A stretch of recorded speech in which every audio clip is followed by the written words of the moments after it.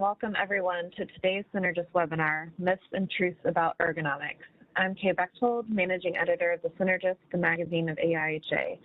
I'd like to thank everyone for joining us today, and especially Velocity EHS for sponsoring this webinar. Today's speakers are Blake McGowan and Christy Haynes. Blake is Solution Executive at Velocity EHS and has over 25 years of experience in ergonomics. He's responsible for defining and executing the industrial ergonomics solutions vision, strategy, and performance across all areas of business. Christy is Principal Solutions Strategist, Safety and Industrial Hygiene at Velocity EHS, and she supports the development of safety and industrial hygiene software products that empower users to improve their health and safety performance. And now I'll turn the presentation over to Blake and Christy.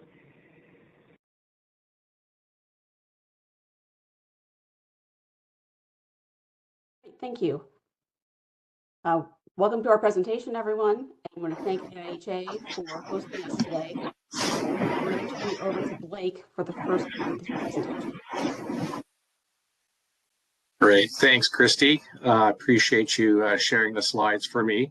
And just wanted to welcome everyone to today's webinar. We're really excited to share this topic. It's one of the more popular topics that we are able to speak about. Everyone's very interested in the myths as well as the truths related to industrial ergonomics. We're going to cover 5 of those today. But if you have other questions related to other myths or truths related to ergonomics, please feel free to post those in the chat. We'll be more than happy to talk about those other topics as well. Just as a reminder, for those of you that are logging in a little bit after the top of the hour, this will be recorded and shared. Highly encourage you to post your questions in the chat. We are going to address those questions at the end. And also we'll be providing a copy of the presentation in a PDF format at the end of the session. In addition, during the session, we'll post our email addresses in the all participant chat. And if you would like to, feel free to follow up with us afterwards. And then there's, I think, one additional document or asset that we would share with you guys, another ebook that was just recently published that might be helpful, that we were not able to put into the actual presentation before we started. So Christy, can you advance to the next slide? So with regards to today's agenda, we're going to introduce 5 topics, and there'll be kind of 3 answers to each of the topics. What we would like you to do is choose what are the 2 truths and identify the lie. So there'll be a pop-up question. There'll be 5 of those during the session. We'll give you enough time to read through that information and then choose what you think is the lie. And once we get the feedback, we'll share how people thought about each of the questions, and we'll kind of explain more in more detail, typically 4 or 5 slides. This is also a great opportunity for you to post a question in the Q&A, and then we can organize those and spend 20 or 30 minutes on the back end. So really excited, and encourage you to keep your questions coming. Next slide, Christy. All right, so here is our first poll. We'll get 5 chances at this, so if the first one doesn't go perfect, don't worry. The first poll question is with regards to tactical ergonomics, or what I call typically the assessment portion of it. So I would like you to think through these questions and identify which are the 2 that you think are okay, and then identify which is the lie here. So option number 1, the risk assessment method should fit the style of work being assessed. So for example, office or industrial. 2, high quality root cause analysis is critical to selecting improvements that address the presence of risks within a job. Okay. And then the third one, completing a perfect ergonomic risk assessment or an MSD risk assessment should be the top priority for any ergonomics professional or ergo team. So let's give you a couple more seconds to think through this. Again, this topic is focused on the tactical side of things, you know, actually conducting an assessment, doing kind of that assessment of a task or a job. Which one of these 3 do you think is a lie? So Kay, let's maybe give them 10 more seconds to determine, and then we'll post the results here. All right, I think we're getting more and more people putting in the results. And maybe Kay just, okay, so the poll has closed out.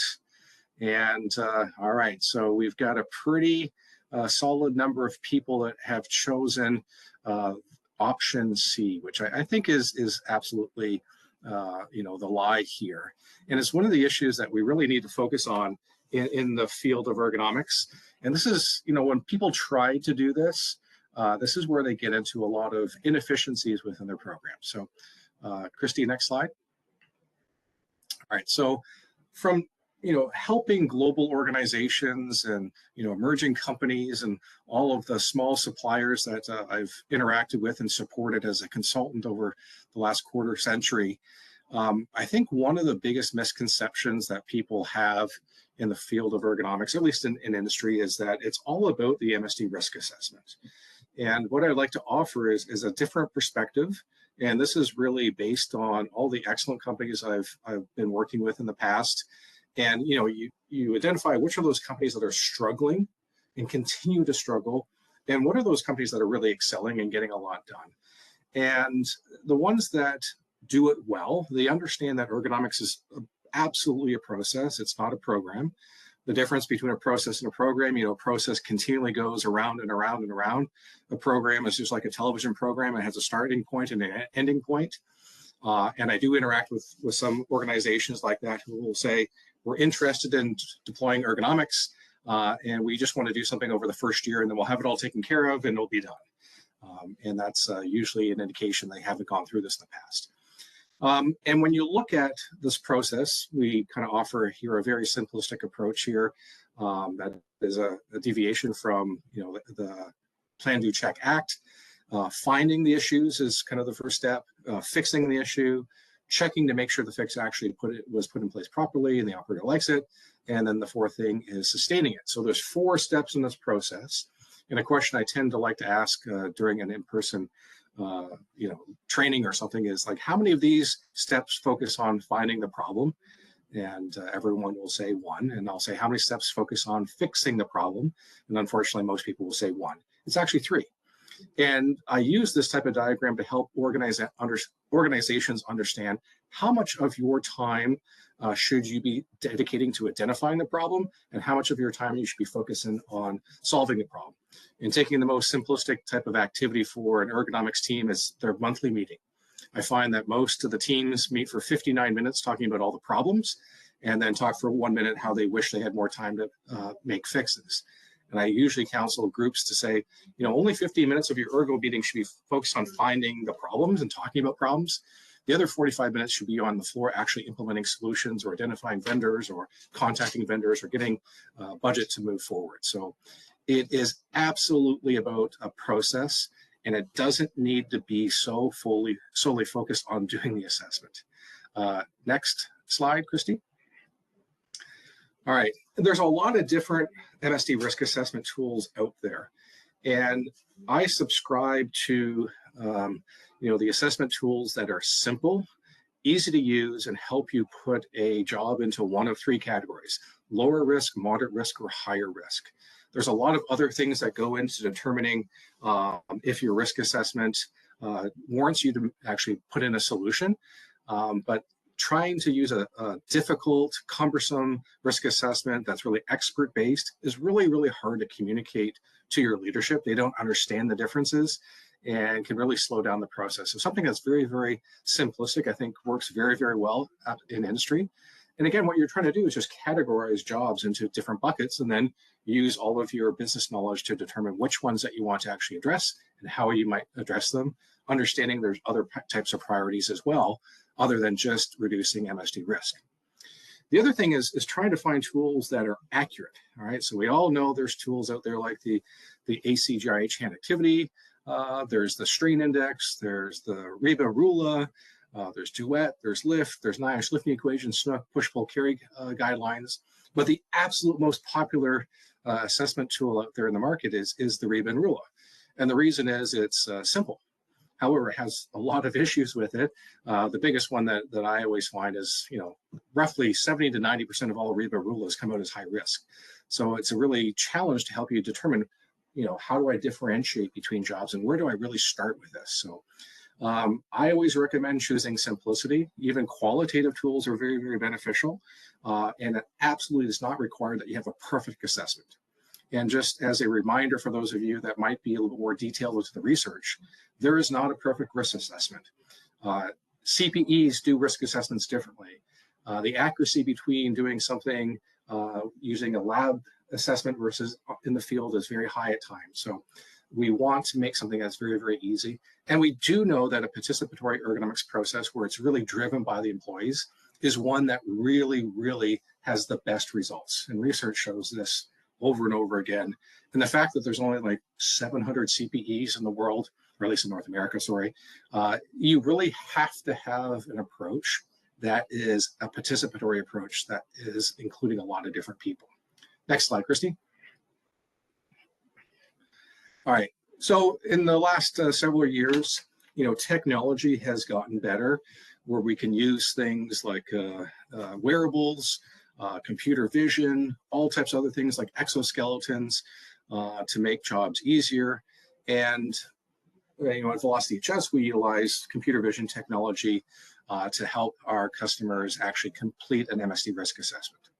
The rationale for this is not to eliminate EHS professionals or ergonomists, it's to give you better data. All right, the most challenging thing about doing an assessment is getting good data. Right, so we can get higher quality data, we can get data that is more accurate. And any of you who've been in the industry for a while, you know that if you conduct a risk assessment as an EHS professional, and now take that risk assessment to an engineer that you're looking for support to fix it, the engineer will say, oh, you're biased. All right, you did this risk assessment because you want to improve the shop. Now, with technology, the EHS professional or the engineer can take the exact same video using motion capture and get the exact same answer. And they can do those things on Monday, Tuesday, Wednesday, or Thursday, this week, next week, this month, next month, this year, next year. So it eliminates a lot of those data quality issues. And it also gets better data to run it through more comprehensive risk assessments. And what I mean by comprehensive is not more perfect. It's just including more and more different risk factors. Now, we know things like hand movements are incredibly important to measure. Those are really, really hard to measure using your eyes in a manual assessment. Computer vision can do a much better job of that. Okay, so it's a way to accelerate your ergonomics program so you can spend as little time as possible actually doing the assessments and as much as possible talking to your operators and actually implementing solutions. Next slide. All right, root causes. We talked about root causes. This is typically one of the worst areas for ergo teams. They really struggle with root causes. They tend to say the root cause is actually the risk. It's not the risk, it's the root cause. What's driving the particular MSD risk factor during a particular task? So for example, you might say someone's lifting up something heavy from the ground, they're bending over. So the task is lifting up something from the ground. The risk factor is lifting something heavy, maybe it's the upper back posture, but what's the root cause? A couple of root causes here is the product is actually fairly heavy. Maybe it's 52 pounds. It's above a certain threshold. Maybe because the weight of the object or the object is on the ground. Maybe it's the center mass is 10 inches above the standing surface.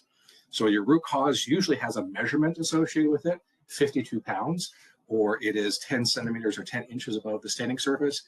And the solution is to apply a design specification to put that into a more realistic range. Like maybe we want to get the weight down below 20 or 25 pounds. Maybe we want to elevate the hand working height from 10 to 33 inches. So it should really drive your solution. And when organizations and ergo teams do this really, really well, they get amazing results. Next slide. And I think I touched on this a little bit. As EHS professionals, as engineers, we come to every situation with bias. Typically, an engineer wants to automate the task and spend a whole bunch of money solving the problem. And a lot of times, the financial person in the organization will say that's too much money. And so they come with those different biases. Or the EHS professional might come with, hey, the risk factors are really, really high, and we need to fix this problem. And then maybe you have a bias that I have only been able to implement low-cost, ineffective solutions such as stretching or job rotation or lifting techniques. So we all come with biases, and what we really want to do when we choose a good risk assessment or job improvement process is try to eliminate those biases in the process. So the take-home message from this section on tactical ergonomics is we don't need a perfect risk assessment in order to solve a problem. We just need something that's easier to use, accurate, and reliable, and typically puts a job into one of three buckets: lower, moderate, or high. And then you can utilize your internal job improvement process to identify which ones that we want to go after, see if there's other types of benefits of those solutions, get people on board, and ultimately reduce the risk for your employees and reduce injuries. So, Christy, I will pass it back to you for the second section. All right, great. Thanks, Blake. Go on to the next slide. So we're on to our next question. And Blake just talked about machine learning and computer vision and using that to do ergonomics assessments. And we're also seeing that, as health and safety professionals, we're seeing a lot of that in the field of health and safety in general.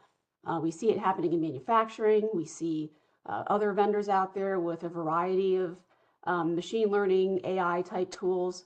So this question, which is the lie? So the first one is that bias in AI is the result of human decisions about how an application is designed, tested, and deployed. Or maybe the lie is number two, AI can replace all subject matter experts. Or is the lie number three, that machine learning is the science of developing algorithms and statistical models that computer systems use to perform complex tasks without explicit instructions? So we're going to give another few seconds here to get the answers in. I know that this some of these are a little bit wordy, but which one do you think it is? Do you think that AI is built based on human decisions? Maybe it's not. Maybe the AI is building it itself. Do you think that we as subject matter experts are going to be replaced? And do you think the definition of machine learning is wrong? So, Kay, can we give it maybe about 10 more seconds here, and then we'll close the poll.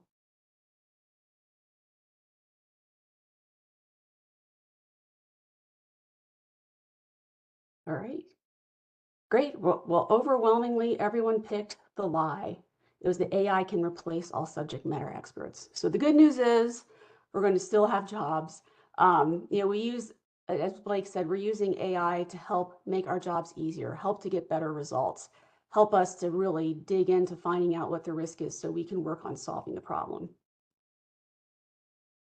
So talking about SMEs getting replaced, we have a slide here about using machine learning versus using the experts. I do want to start out by saying that these are just some general observations that we have seen at this point in time. AI machine learning is changing on a daily basis, really by the minute. So this could all be completely different information tomorrow. So this is just a snapshot in time. But right now, with the creation of AI systems, they are nearing or outperforming human beings at increasingly complex tasks, such as doing ergonomics assessments. As Blake mentioned, you could have multiple CPEs, multiple engineers, multiple industrial hygienists do an ergo assessment on the same task and get completely different answers. And then you have an AI machine learning model could come in and have a better result showing what the risk is. So the AI is increasingly outperforming humans in not just with ergonomics assessments, but even in daily tasks such as creating musical melodies or playing the game of Go. But they remain very narrow in their focus, and they lack true agency or creativity. It's not that the AI has chosen to create a melody, it's been told to, or that it understands that sounds make music. What really is happening is that researchers have built tools to recognize patterns and melodies and use them to project similar patterns based on their guidance. AI systems that generate melodies cannot currently be used to generate realistic speech, much less paint a picture or play chess. Techniques like transfer learning are bringing us closer to AI systems that can apply their learning to multiple problems, but machines with human intelligence remain a long way off. So next, we're looking at developing a machine learning model. And really, there are 4 ingredients that are used for AI innovation in developing these models. The first is data, a lot of data. You need a lot of data to look at to train the machine and to help it learn. You also need your algorithms.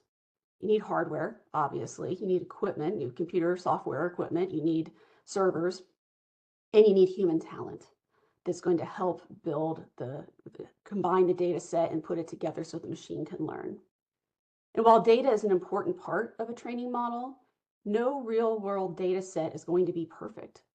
And it is possible to address shortcomings in training data, such as data scarcity, low quality data, and unbalanced data through techniques like careful problem formulation, targeted sampling, synthetic data, or building constraints into models. And one thing that we do see with data in general, and also sometimes in AI, is unfair bias. And this is the result of the human decisions about how an AI application is designed, tested, and deployed. So there are many examples of this. These could be things like anywhere you have human decision making. So something like employment decisions or credit allocations. There's a lot of AI that's used in credit software applications. And this bias could result in unfair outcomes for vulnerable groups. And if AI is trained to mimic the behavior of those human decision makers, it can also reflect those biases. So designing systems to address these biases is very challenging. It requires careful consideration, not just of the technology, but of the societal context in which it will be deployed. However, well-designed and thoroughly vetted AI systems can limit unfair bias and may even help us to identify and combat bias in human decision-making.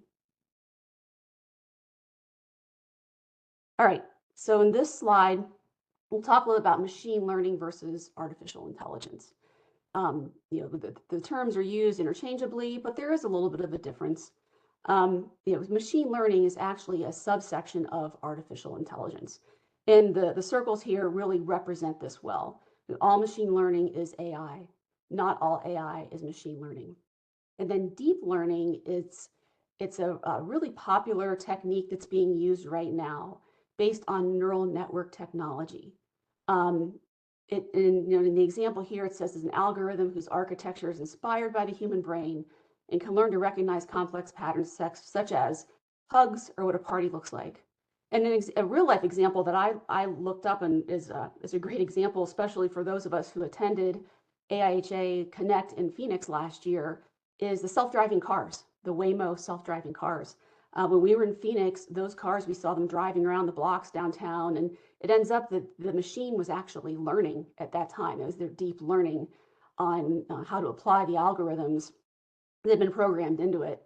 And a great example of bias that was programmed in, there was a news story earlier this summer that one of those cars got pulled over by the police. It ends up that it got confused by some construction signs and ended up driving on the wrong side of the road. And then when the police officer got behind it and turned its lights on, it actually sped up, and it seemed as if it was running away from the officer. Well, so what ended up happening is the construction signs were presented in a way that was confusing to the computer that had done to the machine that had done the learning. It wasn't in any sequence that it had recognized. And it wasn't running away from the officer necessarily. The officer came over behind the car in an intersection, and the car was trying to clear the intersection before it pulled over to a stop. So I think that's a great example of machine learning, deep learning, and bias that can be built into, not intentionally, but by accident, into building a model. And I believe it's now Blake's turn. Great. Thanks, Christy. I think all of us as, IH professionals, EHS professionals, absolutely need to start to learn the basics of AI, machine learning, deep learning. It's going to be part of our jobs. For those organizations that have, internal departments, industry 2.0, 4.0, 5.0, they are absolutely focused on getting these types of technologies within your organization. And industrial hygiene, health, safety, environment are all areas of interest. So, all right, well, let's transition to our third section. This one's going to be with regards to strategic ergonomics. And there are two truths here and one lie. So there's three choices. The first one is a sustainable ergonomics process relies on the involvement and support of multiple departments within the organization. Yes or no? Two, a self-assessment can be a great tool to use between larger audits to identify key areas of focus for process improvement. So can a self-assessment help you perform better? And lastly, launching a new company process. And I'm sure all of you have launched some type of process, from a software to HR to a new policy, working from home, etc., is simple once you have a detailed launch plan. So this has been open up for a while here, so let's give another 10 more seconds. Choose wisely, and let's go ahead and close the poll in 5 seconds, Kay? And we'll share the results and then get into some of the details related to developing a strategic ergonomics process to guide your risk reduction across your organization. All right, so the poll has closed. All right, so I think we've got another clear winner here. I think everyone identified the third choice, launching a new company process, is simple. It's never simple. There's always things that come up that we didn't anticipate. It's always a constant learning. Adjustments, alignments is always challenging, etc. So, all right, next slide, Christy. All right, so when launching an ergonomics process, and again, that's different than a program, so this is continuous. One of the most common models is on the left-hand side. This is just our interpretation of it using the plan, do, check, act. And inside that, we have kind of the strategic realm around the outside, putting together your plan, roles, responsibilities, goals, and metrics, etc. And on the inside is more the tactical, like which risk assessment are we going to do, what type of assessments, how many, for who, which jobs, is office included, is not included, is transportation, yes, no, all those things, sorry.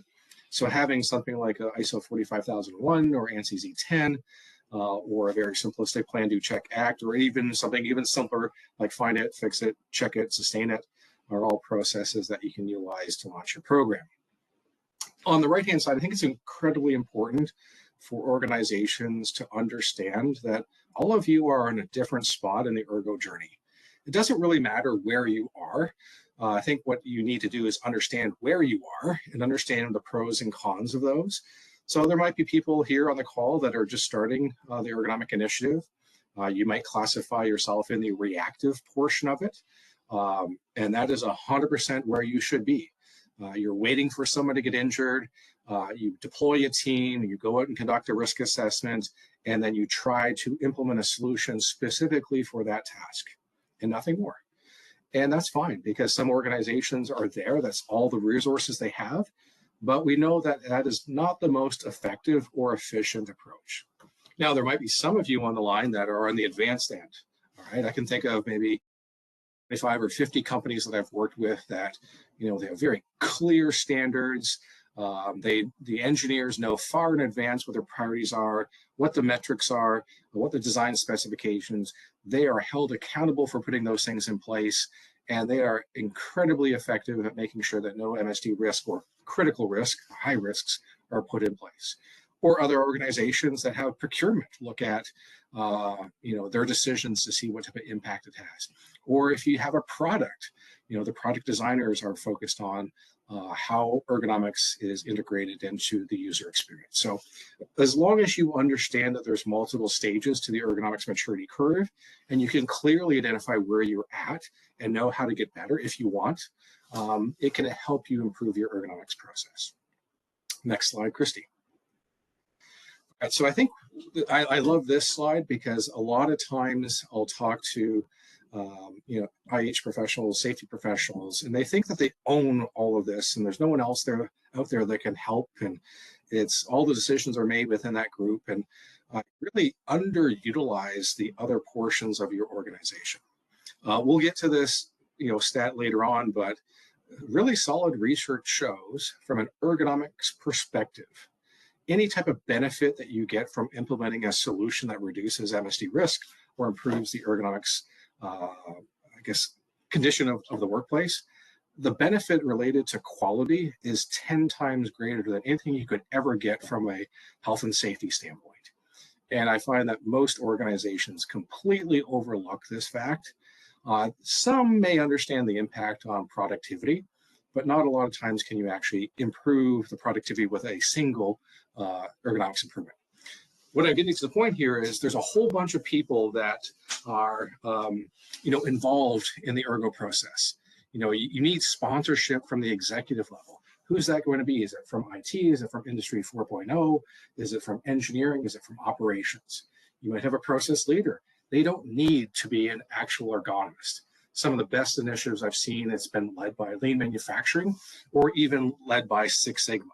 Right? This is just a job improvement process. And then you want representation from different parts of the organization. Absolutely, the medical services, health and safety, et cetera. But the absolute best ergonomic initiatives that I've seen across different industries is there's a lot of involvement by the managers and supervisors, but most importantly, the employees. The employees know what goes on in the floor. They understand the jobs inside out. There's no better way to get your employees engaged in their jobs by giving them some very simplistic tools to help them identify, quantify, and prioritize risk, but more importantly, participate in the job improvement process. And one of the biggest complaints I get from employees, they say, all these experts come out, they videotape my job, nothing ever happens, so you train me to never get involved in these types of initiatives. As opposed to those employees who actually see something happen, they are now your best advocates for being in part of the ergo process.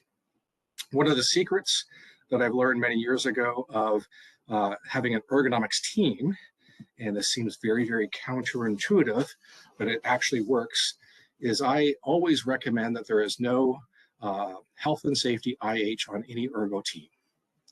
And you go, well, why?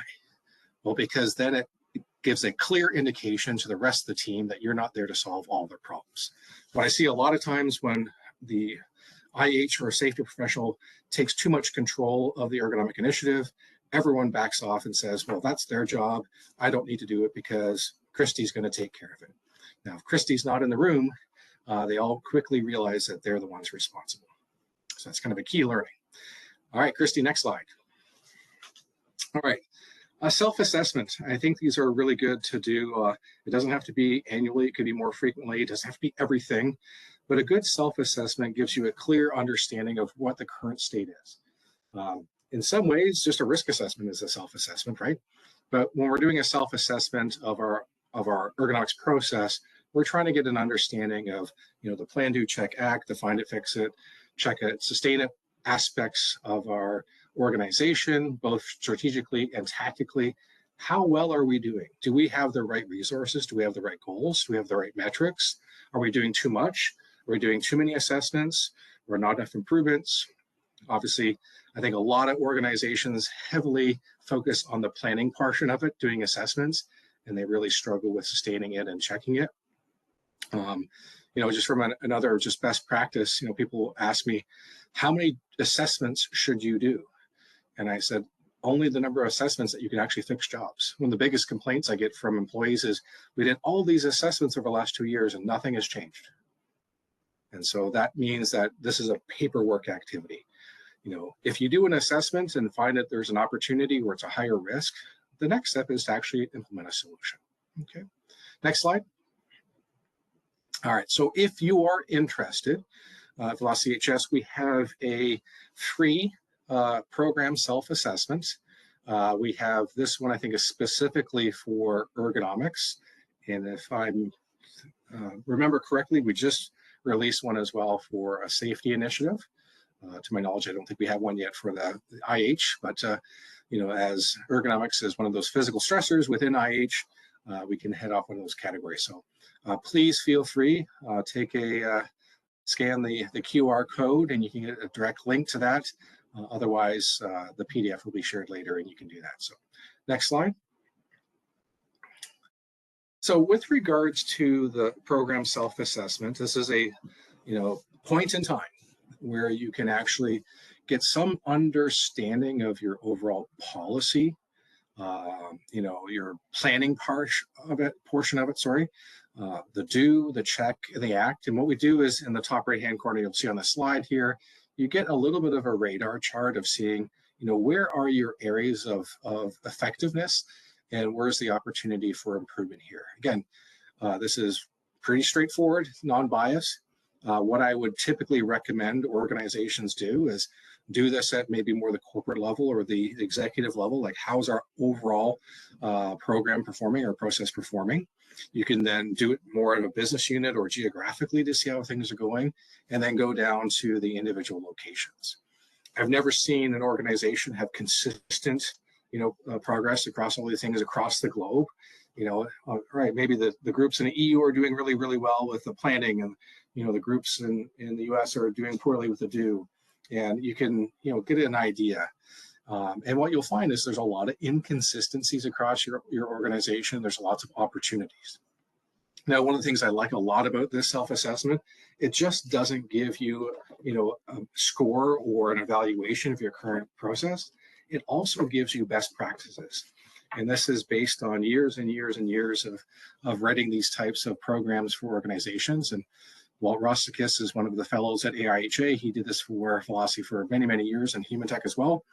So this is based on many, many years and decades of doing this with organizations and understanding what those. For those of you that are interested, we also give a free course on this. If interested, you can either email myself or Christy. That's a 2-hour online course. We can step you through this, give you some more guidance on how to develop a strategic approach to managing ergonomics. Next slide. All right, number 4, Christy. All right, so now we're going to talk about the environment of ergonomics. So which one of these 3 is the why? First is office ergonomics and industrial ergonomics require the same approach, but they're just in different settings.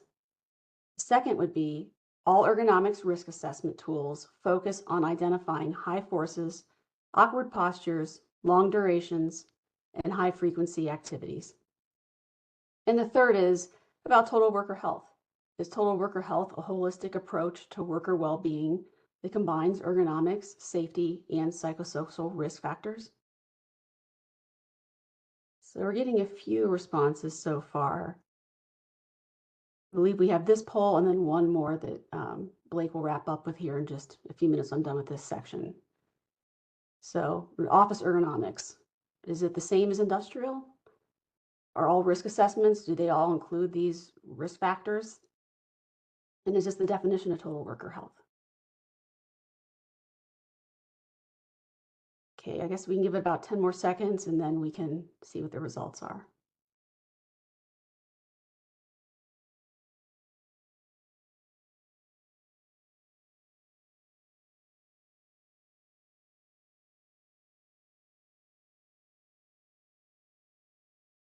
All right. Oh, so we had a little bit more of a mixed response here. The lie is number 1, that office and industrial ergonomics require the same approach, but they're just in different settings. There actually are different approaches, which I'll talk about in the next slide. And there are also some folks that chose number 2, ergonomics risk assessments. That the risk assessment tools do focus on all of these different risk factors so that we can try to get a good idea of what our risk level is. All right, so office versus industrial ergonomics. How are these 2 different? They're both ergonomics, so what's the difference? Well, it's really 2 major things. The first is going to be on the level of control that the person you're assessing has over their work environment. If you think about yourself sitting here at your computer right now, you're sitting in a static position, but you still do have some control over your work environment. You're able to move your monitor closer to you, move it further away, adjust the angle of your monitor, move your mouse, move your keyboard, vertically, horizontally, back and forth. Hopefully you're sitting in a chair that you're able to adjust. But if you think about the folks that work out on a shop floor, there's very little control they have over adjusting their work environment. They might be able to move a parts bin if it's a stationary bin or a cart or something like that. But if they're working on a piece of machinery that's bolted to the floor and is only in that location and cannot be moved up or down like you can with your monitor or your keyboard tray, they have very little control over what it is that they're able to adjust. And then also, we're looking at based on the style of work. There are just different risk factors. With office folks, we're looking at postures, static, awkward postures for long periods of time. So how can we help that worker to adjust their workstation so they're more comfortable? Maybe we put in a sit-stand desk so they're able to get up and move around, which is actually what I'm doing right now during this webinar, since I've been sitting all day for other things. And just to have, change that posture a little bit and move back and forth between standing and sitting. And then when you're looking at industrial ergonomics, you tend to see a lot more high forces than you do in offices. That you don't typically have too much as far as high forces go when typing and clicking on a mouse. But in an industrial environment, you're going to see all kinds of things. You're going to see pushing and pulling, lifting and lowering. You're going to see, someone might have to get a mallet out and bang on the side of a bag of raw material to break it up so it's not clumping before they pour it into a vessel. So the assessments do have a little bit of different approach just because of the types of environments and the risk factors that are present. So speaking of the risk factors, these are the things that we like to look at, that we need to look at and evaluate for ergonomics. What are the forceful exertions? In the office environment that I talked about on the previous slide, we're not really going to have very many forceful exertions. You can have a lot in an industrial environment. What are the awkward postures? You're going to have a lot of awkward postures in office environments. You're also going to have a lot of awkward postures in industrial environments. How can we find these and then reduce these so that we're going to be reducing the risk? You could have some folks that are doing the same thing over and over again for long durations. I used to work for a company that owned oil blending facilities, motor oil blending facilities. And those employees did a lot of the same thing over and over and over again for a long period of time. And they also had high frequencies, a lot of repetition. You might have in, say, a refinery, you might not have as many repetitions throughout the day, but if you have a factory where someone's making cell phones, you're gonna have a lot of repetitions over and over again. And you could also have vibrations, depending on if they have to use a vibrating tool to break up something, or if someone's in construction and using a jackhammer. So these are all things that we need to look at and take into consideration when doing assessments, and see where we have our highest risks and where we can reduce the risks in each one of these factors that'll help reduce our overall risk of exposure.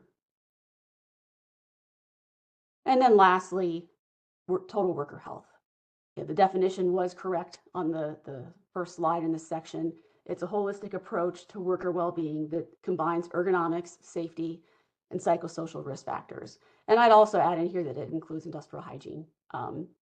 This is a great subject for industrial hygienists. And this is the NIOSH total worker health hierarchy of controls. And so it's a little different than what you see with the safety hierarchy of controls, because you're looking at worker well-being as well. So, obviously you want to eliminate working conditions that are going to threaten safety, health, and worker well-being. We always want to eliminate. And then, also you could look at substituting. Can you substitute health enhancing policies, programs, or practices?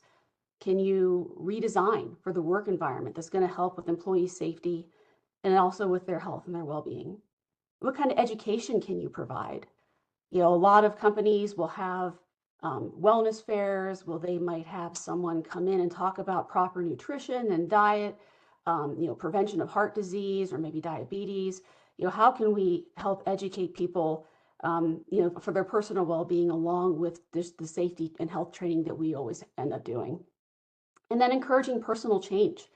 At Velocity EHS, we actually have an employee engagement group that they focus on programs like this.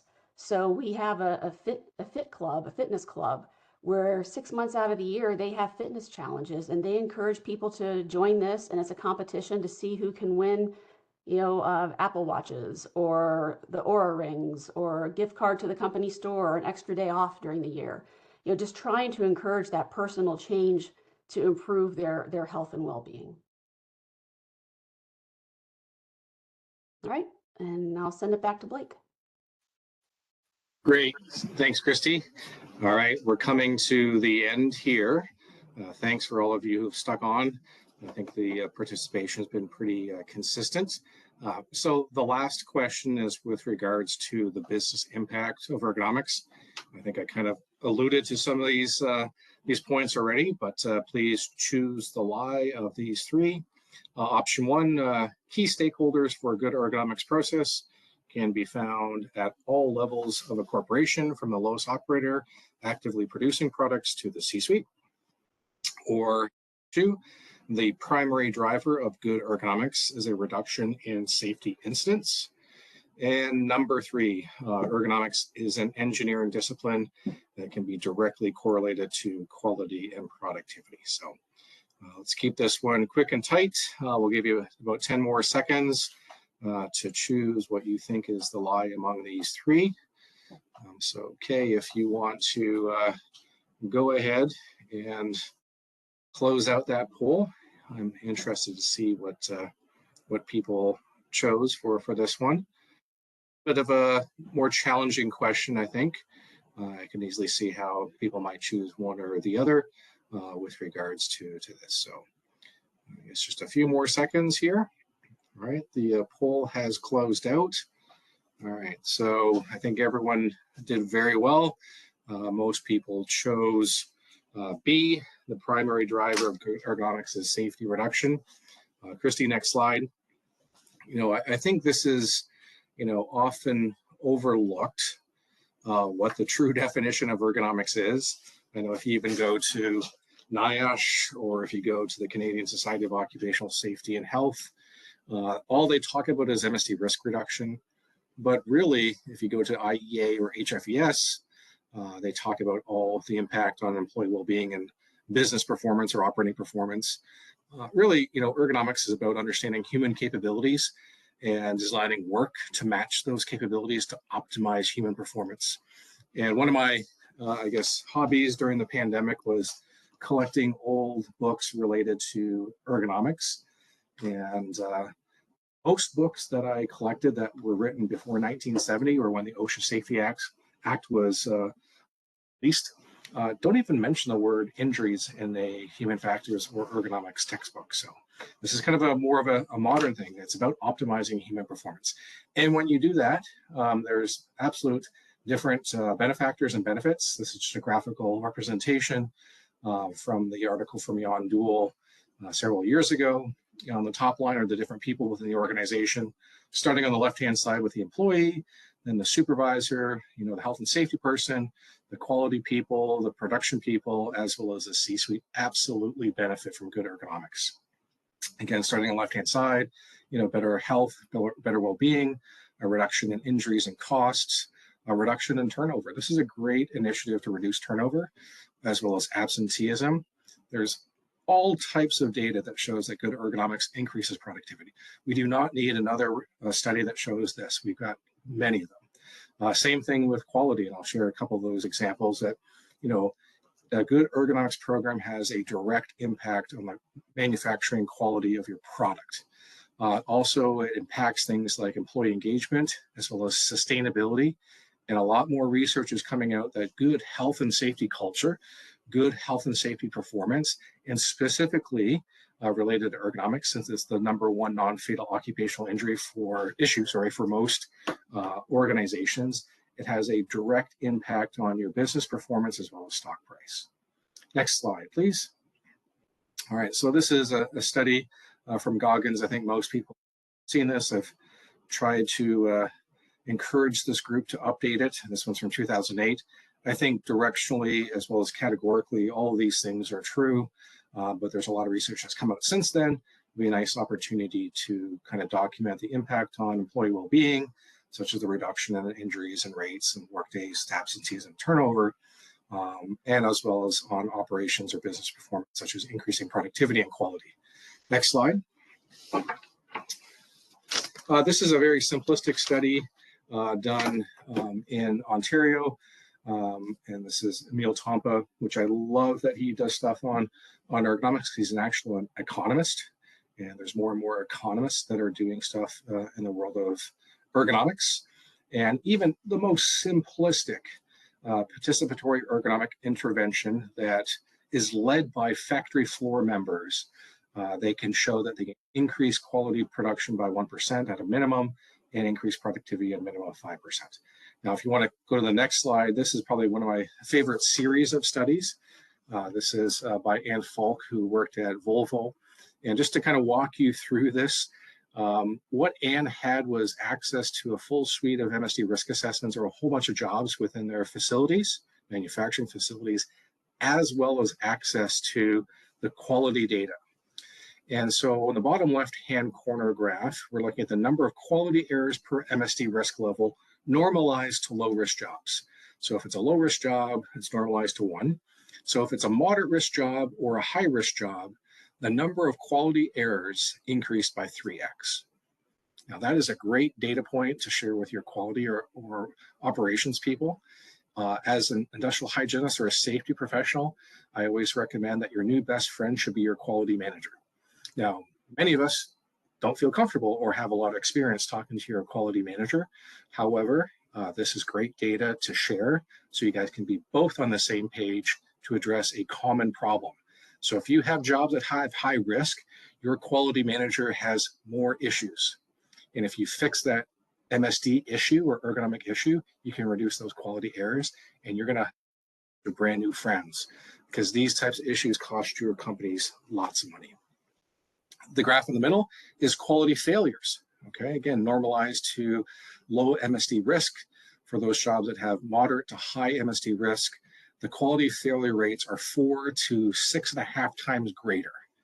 All right, so again, there's this direct correlation between MSD risk and quality failures. And lastly, the bottom right-hand corner, the one that gets the business people's attention, the cost to correct MSD risk issues, again, normalized to lower risk jobs, for a medium and high risk tasks is anywhere between 6 and 8 times more expensive to fix a quality issue for a moderate or high risk job.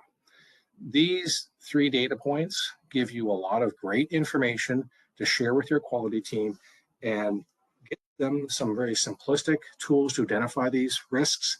And they are absolutely capable of fixing them and getting ahead of it. This is a really good story to share across the organization. All right, next slide. I think we're coming to the question portion of it. Maybe I'll bounce this back to Kay or others, and we can see what type of questions came up in the chat. Okay, great. Thank you, Blake and Christy. Looks like we have about 6 or 7 minutes left for questions. Just a reminder, if you'd like to ask a question, please type it into the chat window on the right side of your screen and send it to everyone. First question that came in is from Caitlin, who asked, how have you seen organizations quantify the benefit, improvement, and reduction in risk of giving workers office ergonomic equipment? Blake, if you wanted to start with that one. Yeah, excellent question. I always like to quantify the benefit, both with maybe more qualitative data points as well as quantitative data points. So the qualitative data points are might be a scale of benefit to the individual. You know, pre the implementation of that solution, you might ask, you know, how satisfied are you with your job or your tasks, or what's your level of comfort or discomfort? And implementing that type of solution, how did that change? So that may not be hard science, but it is good data to show, hey, we actually put something in place that made the person more comfortable and they had better engagement, they like their job better, and there's that positive relationship. Now, other ways that you could do that is purely by performance. There are types of technologies out there that measure keystrokes or workload or work performance. You know, I'm not sure if that new mouse is the only reason why that went up. I would say, specifically in the office ergonomics world, there's a lot of psychosocial, you know, factors that go into it. Just being heard and responded to may change someone's behavior. But I think, you know, you can also do a risk assessment, do a before and after risk assessment that gives you that more quantitative data. And we know that people that are have, you know, better safety are more productive. So there's a couple ideas there to kind of consider. Christy, do you have any other thoughts on that? No, I just want to reiterate what you just said here at the end about the psychosocial. Um, in my experience, prior to coming to Velocity, I spent 20 years as a corporate industrial hygienist in the chemical industry. And we did a lot of office ergonomics assessments at the office building I was located at. And, the ones that were due to complaints, it made all the difference in the world. If we were able to get the right equipment and solve the problem and get to the root of it and help make that person more comfortable and help them understand how to work appropriately with the equipment that they have, we saw an increase in productivity. We saw less complaining. We saw just, happier, more satisfied employees. And maybe just to add to that, I think there's an additional benefit of actually having a risk assessment done for people in the office, because it helps you determine which issues that you need to really focus on as an IH professional or safety professional. Like if my colleague got a new blue chair and I want a blue chair, and the process has been is I need to complain that I have got an issue and I need to have an assessment because I want a new blue chair, that doesn't seem like a good use of our time. That's more of a health and safety issue. Like if the person has a good chair but it's not blue, that's not an IH issue. So an assessment, a very quick self-assessment for office, there's software out there, there's checklists out there, can help you determine that. And then if it truly is that they need a better chair because the one they have doesn't function, doesn't have the right capabilities, then you can show that, that change in equipment, change in risk after implementing it. All right, do we have time for one more? Yeah, I've got hopefully we can get to two quick ones. One was, where can we get more information on the quality and cost slides that you just showed? Yeah, there is an ebook. I don't think I posted it. Maybe there's this ebook on deploying a large ergonomics process. And maybe Kay, I know I posted that earlier and said I was going to post it to everyone, but I didn't. There's a new ebook of how to get buy-in. That is on our website. And there's also another ebook called Why Ergonomics, Communicating the Value of Ergonomics to Business Stakeholders, where we go through all of that research. All right, here you go. There's the Getting Ergo Buy-in. And maybe we can quickly share the one on what's actually just called Why Ergonomics. And if you go to the webpage, you can probably find that as well. It has all the detail. It has all the references as well. Okay, great. Hopefully, if we can get a quick answer on this last question I have, is have you seen any benefits with organizations allowing ergonomic balls or chairs in the office environment? I can start, and then Blake, feel free to add. Sure. In my experience, we actually didn't allow them. It created some safety hazards. We had people, we started off a trial allowing them just with the balls, and people were falling off of the balls or not sitting down and missing the ball. And it also just kind of created some psychosocial issues between employees.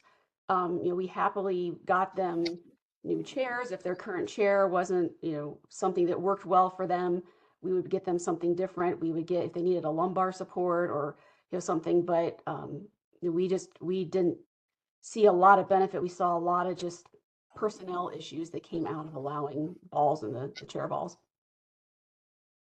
Yeah, just to build upon that, I know in years past, it was a lot more of a popular topic. I think a lot of research has identified that, the piece of equipment put additional strain on the low back.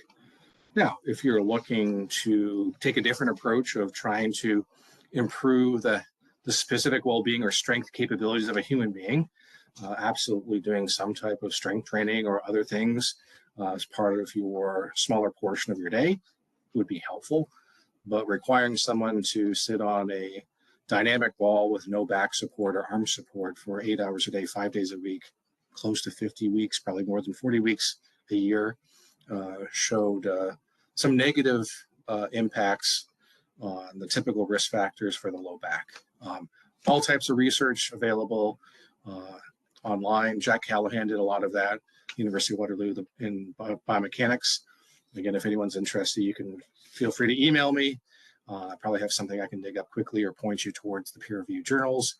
Since those are actually, I guess, copyrighted, I can't send them to you, but I can point you in the direction. If you have a license, you can download them. Usually if you email the professor or the researcher, they'll give it to you.